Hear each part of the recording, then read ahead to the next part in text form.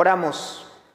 Bendito Padre que estás en los cielos, te agradecemos por la oportunidad de este sábado.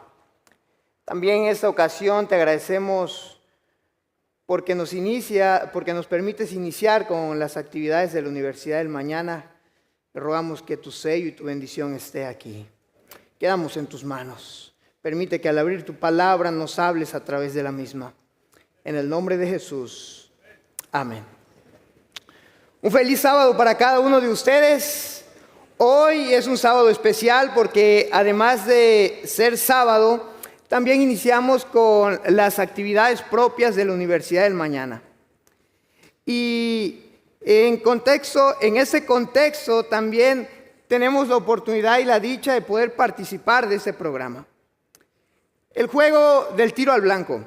¿Alguna vez usted ha jugado este juego?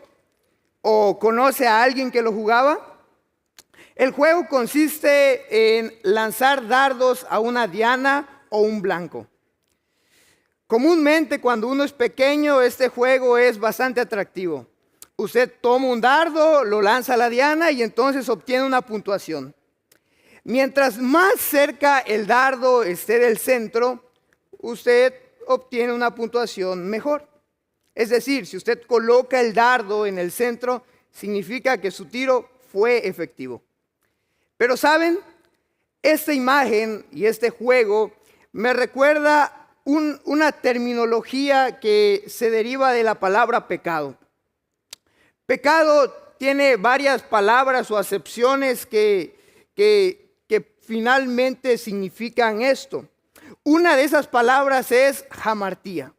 Sí, del griego, hamartía, que significa literalmente errar al blanco.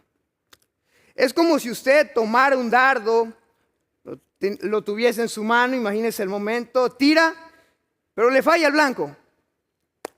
Un tiro infructuoso. Eso es hamartía, errar al blanco. Y es una de las palabras o acepciones que se usa para definir pecado. Esto me recuerda cuántos hombres, discípulos y personas que decían creer en Cristo fallaron en la Biblia. Usted encuentra ejemplos de personas que fallaron en la Biblia, pero más allá me lleva a pensar en los muchos personajes bíblicos que erraron, pero el gran deseo de Dios por restaurarlos. Y hoy vamos a analizar una de esas historias. Juan capítulo 21. Juan capítulo 21 es la parte final del Evangelio según San Juan. Algunos escritores bíblicos dicen que Juan 21 fue añadido a la postre. Algunos más sugieren que fue escrito para narrar la parte final de la historia de Pedro y su encuentro con Jesús. Lo que relata Juan 21 sucede después de la crucifixión y la muerte de Jesús. Jesús había seleccionado a un grupo de 12 hombres y después de un tiempo pasó lo que Él les había dicho que iba a pasar. Él fue tomado, finalmente murió y Juan 21 se encuentra en la parte cuando Jesús ya ha resucitado. Antes de llegar a Juan 21 hay varias apariciones que Jesús hace a algunos de sus seguidores después de que resucitó. Pero Juan 21, en los primeros versículos, si usted observa el texto, nos relata la historia de 7 de los discípulos de Jesús, entre ellos Pedro. Estos discípulos, estando a orillas del mar, dicen, vamos a pescar. Van una noche como comúnmente lo hacían y aquella noche resulta infructuosa, no hay pesca. Cae la mañana y un ser se aparece a las orillas en la playa y le dice, ¿habéis pescado algo? La respuesta de ellos es, no hemos pescado nada. Entonces él le dice, tiren la red. Ellos tiran la red al lado que él les indica y entonces 153 peces grandes, de tal manera que ellos no podían subir la red. Pero después de esto, en los versículos 15 al 19, Juan relata el encuentro que Jesús tiene con Pedro. Jesús, después de la gran pesca, les da de comer, les prepara la comida. Y entonces hay un encuentro con Pedro que es relatado del versículo 15 al versículo 19. Pero recordemos quién era Pedro. Sabemos que su verdadero nombre era Simón. Y Jesús le había puesto por sobrenombre Pedro. Sabemos también que Pedro lo había traicionado a Jesús en la ocasión de su muerte, negándolo 3 veces. Relato que se encuentra en Juan capítulo 18. Y ahora, después de algunos días, parece que Pedro, descorazonado por su fracaso, regresa a su antiguo trabajo, las redes, la pesca. Eso también pudiese significar su renuncia al llamado de pescar hombres. Hoy deseo que juntos podamos extraer 3 lecciones prácticas de ese encuentro de Jesús y Pedro relatado en Juan capítulo 21, versículos 15 al 19. Así que abramos nuestras Biblias y vayamos al Evangelio según San Juan, capítulo 21, versículos 15 al 19. Que también va a estar en pantalla. Juan 21, versículos 15 al 19. Dice así el relato. Después de comer, Jesús dijo a Simón Pedro: Simón, hijo de Jonás, ¿me amas más que estos? Le respondió: sí, Señor, tú sabes que te quiero. Él le dijo: apacienta mis corderos. Volvió a decirle la segunda vez: Simón, hijo de Jonás, ¿me amas? Pedro respondió: sí, Señor, tú sabes que te quiero. Y le dijo: pastorea mis ovejas. Le dijo la tercera vez: Simón, hijo de Jonás, ¿me quieres? Pedro se entristeció de que le dijera por tercera vez: ¿me quieres? Y le respondió: Señor, tú lo sabes todo, tú sabes que te quiero. Jesús le dijo: apacienta mis ovejas. De cierto te digo que cuando eras más joven, te ceñías e ibas donde querías. Pero cuando ya seas viejo, extenderás tus manos y te ceñirá otro y te llevará donde no quieras. Esto dijo, dando a entender que con su muerte había de glorificar a Dios. Y dicho esto, añadió: sígueme. Así que iniciemos con la primera lección que hoy quiero extraer del texto bíblico.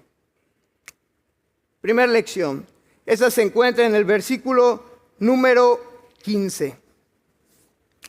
Y es la siguiente: Jesús busca al ser humano porque su deseo es restaurarlo. Y vean esta parte que está en negritas: después de comer. El encuentro de Jesús y Pedro es bien interesante, porque Jesús le prepara la comida y comienza a hablar y a dialogar con Pedro después de comer. Nosotros vemos aquí a un Jesús que satisface las necesidades de sus discípulos, a un Jesús preocupado en sus discípulos, que está dispuesto a darles de comer antes que a reprenderlos. Pero vean esta declaración en conjunto con la de Juan capítulo 21, versículo 1, que es la que se encuentra al inicio. Y vamos a verlo también aquí en la pantalla. Juan 21, 1. Vean que Juan 21, 1 dice lo siguiente: después de esto, Jesús se manifestó otra vez a sus discípulos en el mar de Tiberias, y se manifestó de esta manera. Hemos dicho que es la tercera ocasión en la cual Jesús se manifiesta a sus discípulos. Pero el relato de Juan es interesante porque inicia diciendo que quien toma la iniciativa es Jesús, no son los discípulos. En contraste, Pedro estaba yendo a pescar, pero Jesús se manifiesta nuevamente a él, a Pedro y a los otros discípulos. Algunos detalles que nosotros podemos encontrar en el texto bíblico son los siguientes. Jesús se presenta por tercera vez a sus discípulos, versículo número 14 de Juan 21. Jesús se presenta en la playa a sus discípulos, versículo número 4. Jesús es el primero en iniciar la conversación. Versículo número 5. Jesús se acerca a los discípulos expertos para decirles cómo pescar. Versículo 6. Jesús les prepara un desayuno y los invita a comer. Jesús inicia la conversación con Pedro. Jesús comisiona 3 veces a Pedro. Y finalmente en el versículo 19, Jesús invita a Pedro a seguirlo nuevamente. Es que, queridos hermanos, alumnos, estudiantes, jóvenes, lo que estamos viendo aquí es que quien toma la iniciativa para buscar a Pedro verdaderamente es Jesús, porque Él desea restaurarlo y porque la búsqueda de Dios por el hombre tiene el propósito de redimirlo de sus faltas. La búsqueda que Dios hace por Pedro tiene la finalidad de redimirlo. Pero he aquí un punto aplicativo para ti y para mí. Cuando Dios también nos busca, porque nosotros le hemos fallado, también tiene el propósito de redimirnos de nuestras faltas. Jesús se acerca a Pedro y no lo condena. Jesús tiene el propósito de redimirlo. Pero vea que este pasaje me recuerda un pasaje bien particular que se encuentra en Génesis capítulo 3, versículo 9. Ustedes conocen el contexto. Génesis nos relata cómo Dios creó un mundo perfecto donde no había pecado. Pero lamentablemente el capítulo 3 también nos muestra cómo Adán y Eva comieron del fruto que no debían de comer. Acto seguido, después de esto, Dios se acerca a ellos y les pregunta, ¿dónde están? Vean el texto bíblico. Pero Jehová Dios llamó al hombre y le preguntó, ¿dónde estás? Es decir, nuevamente al inicio de la Biblia, el que toma la iniciativa es Dios. Por un lado, Adán y Eva escondiéndose, les dicen a Dios, tuve miedo cuando escuché tu voz y me escondí. Y por otro lado, vea el ejemplo de Pedro, regresando a sus actividades cotidianas cuando Jesús lo está buscando. Es que, queridos amigos y hermanos, Dios, y la gran verdad es que Dios sigue buscando al hombre aun cuando éste falla, porque su mayor deseo es restaurarlo. Y vean una imagen que se encuentra en la siguiente filmina y que quiero ejemplificar, usarla como una ilustración. Allí ustedes pueden ver un imán y al lado ustedes ven algunos tornillos metálicos que están siendo atraídos hacia el imán. Esta es una imagen particular porque todos en algún momento la hemos visto, hemos experimentado esto, ¿verdad?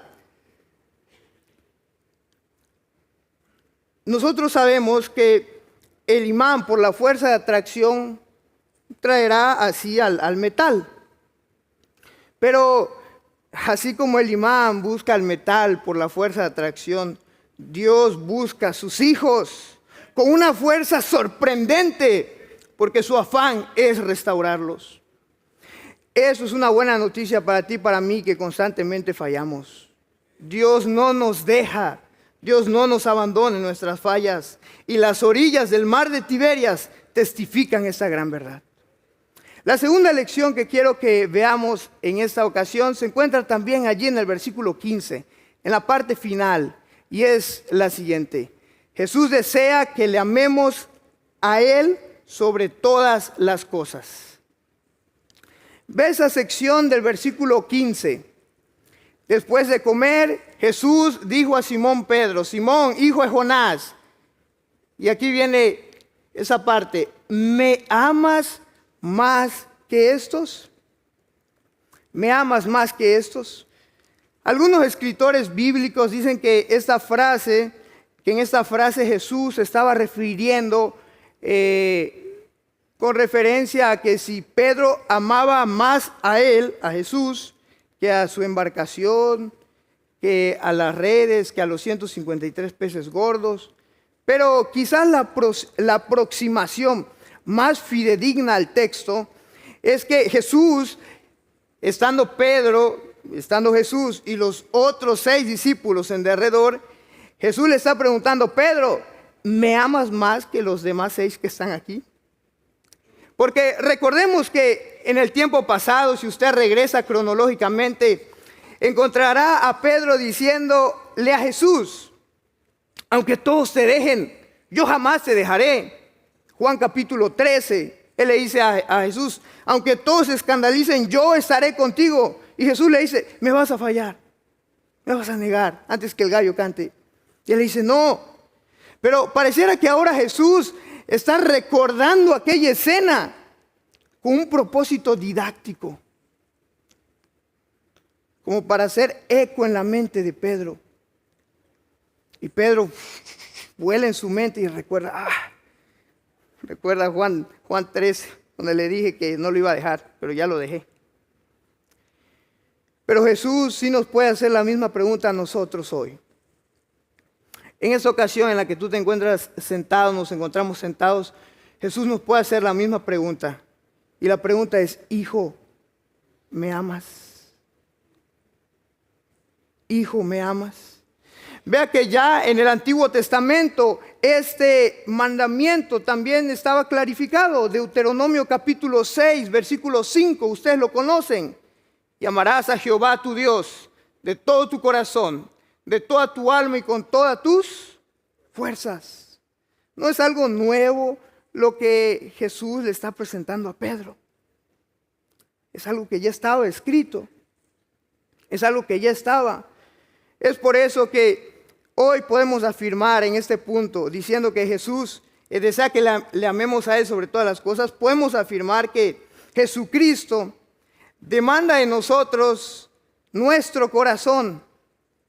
Porque una vez dado esto, todo lo demás le seguirá. Una vez dado nuestro corazón a Dios, todo lo demás le seguirá. Porque cuando se entregan los afectos, entonces seguirá la lealtad, el servicio, el arrepentimiento, y crecerá un odio hacia el egoísmo. En este negocio, el que ha dado tanto amor, también nos pide que le amemos. Y la hermana Elena G. de White, en El deseo de todas las gentes, página 748, dice algo así como esto: ¿me amas? Dijo Jesús. Esta era la cualidad esencial. Aunque Pedro poseyese todas las demás, el conocimiento, la benevolencia, la gratitud, el celo, sin el amor de Jesús en el corazón, su obra fracasaría. Su obra fracasaría. Es por eso que aquí finalmente se cumple lo que declara Primera de Juan capítulo 4 versículo 19. Nosotros le amamos a Él. ¿Por qué? ¿Se acuerdan? Porque Él nos amó primero. Hoy Dios nos invita, como a Pedro, a amarle. Y esta es la característica esencial del discipulado cristiano. Y la tercera lección que hoy quiero extraer del texto bíblico. Versículo número 16. Dele una ojeada allí en su Biblia. Abra su Biblia, vea el versículo 16. Vea que Jesús pregunta 3 veces. Pedro responde lo mismo 3 veces. Y Jesús lo comisiona 3 veces.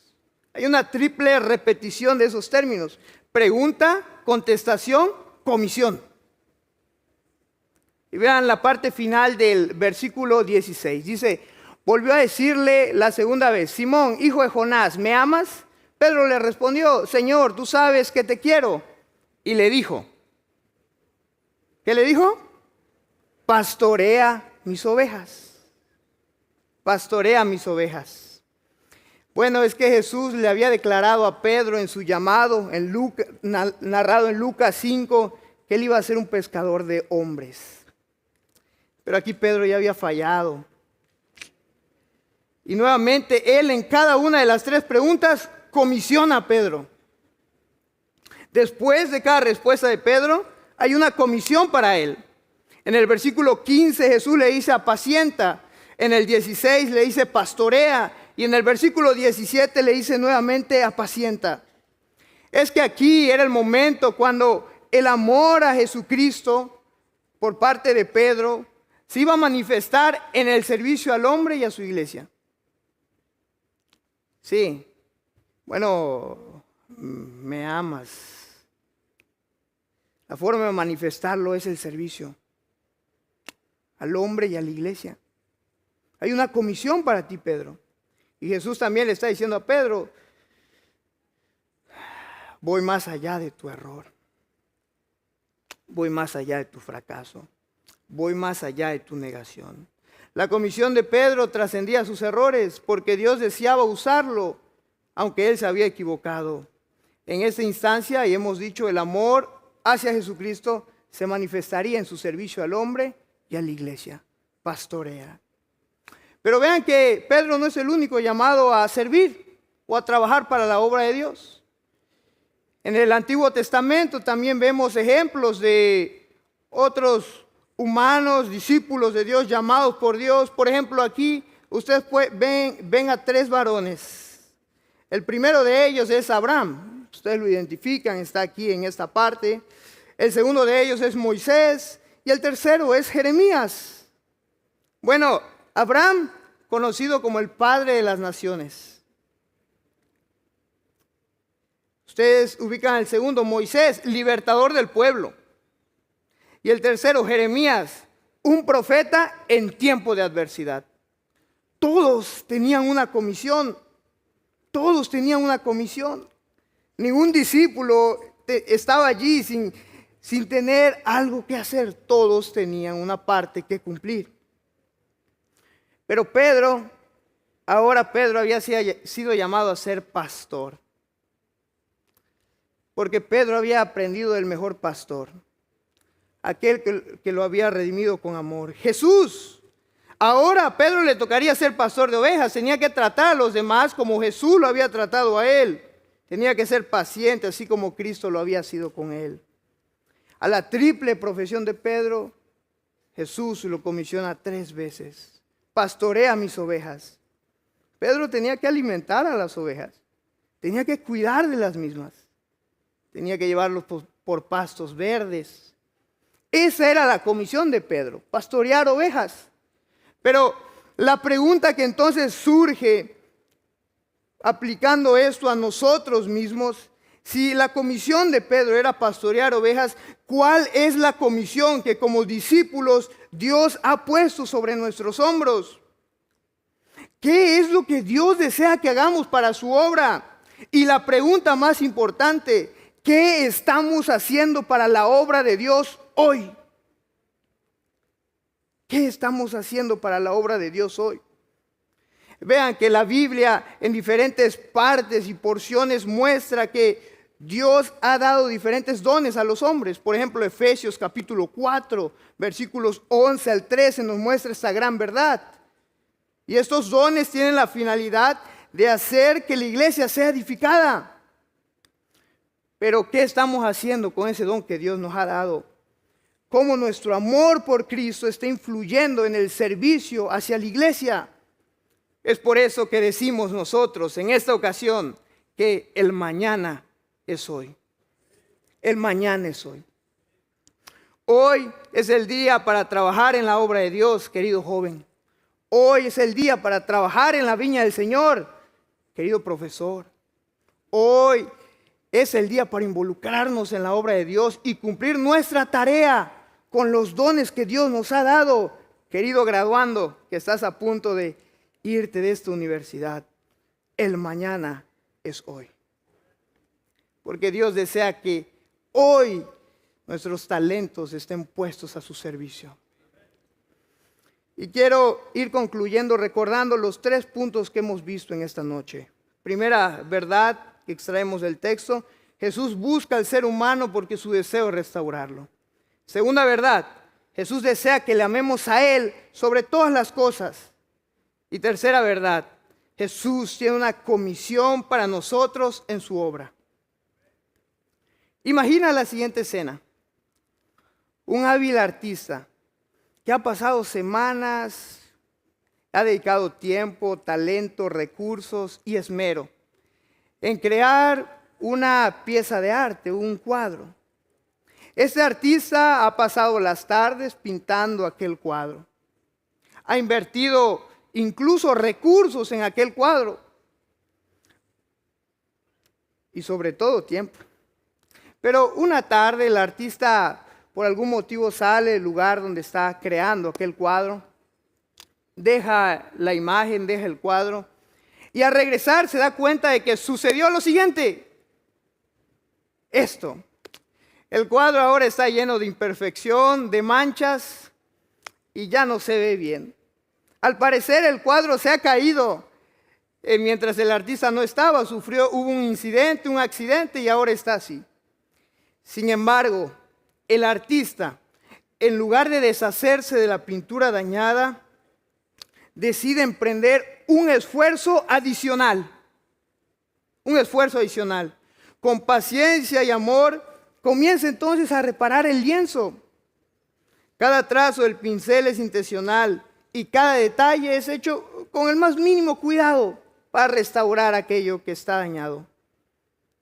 Después de algún tiempo y después de aquel proceso, el cuadro se ve más o menos así. El proceso tardó, pero el cuadro ha sido reparado y ha adquirido una nueva belleza, un nuevo valor y una belleza que destaca aún más debido a la intervención del artista. Debido a la intervención del artista. Esta ilustración visualiza y muestra la restauración que Jesús ofrece en nuestras vidas, así como en la vida de Pedro. Jesús ofrece una restauración para aquellos cuyas vidas están rotas y marcadas por el pecado y por la imperfección. Así como el artista no descarta su obra maestra, Jesús no nos descarta, familia, sino que nos restaura con amor y con gracia. Dedica esfuerzo, empeño y tiempo en restaurar nuestras vidas rotas por el pecado. Y además de esto, a través de su intervención, nuestras vidas, aunque manchadas por el pecado, se convierten en testimonios de la redención. Y la restauración divina revelando la belleza de la gracia sobre la mancha del pecado. La historia de Pedro finalmente se convierte en un espejo en el que vemos reflejadas tu vida y mi vida. Con nuestros fracasos, nuestras luchas y la redención que solo Jesús puede ofrecer. A pesar de todo, Jesús nos redime y nos comisiona en su obra. Que hoy nuestra vida de amor hacia Dios se manifieste en el cumplimiento de su misión, en el servicio a nuestro prójimo. Dios nos llama, querida iglesia, a tomar el arado. Hoy, como Pedro, al ver la gracia de Dios en nuestras vidas, en la vida de usted y en la vida mía, al ver esa gracia, vivamos con un sentido de misión, cumpliendo nuestra parte en la obra que Dios nos ha encomendado en la salvación de este mundo. Quiero invitarles a que, así como estamos, podamos inclinar nuestro rostro y podamos orar. Oremos. Bendito Padre que estás en los cielos, gracias por este ejemplo de restauración que vemos en la vida de Pedro, pero que es también un reflejo de nuestras vidas, manchadas por el pecado, donde tu gracia y tu amor se revela cada día. Hoy, Dios, como Pedro también, somos llamados a amarte a ti sobre todas las cosas. Quita de nuestras vidas aquello que está opacando nuestro amor hacia ti. Permite que seas el centro de nuestra vida. Y también, Dios, que eso se manifieste en el servicio a tu iglesia, cumpliendo la comisión que nos has dado como hijos tuyos. Lo rogamos todo pidiéndolo en el nombre de Jesús. Amén. Amén.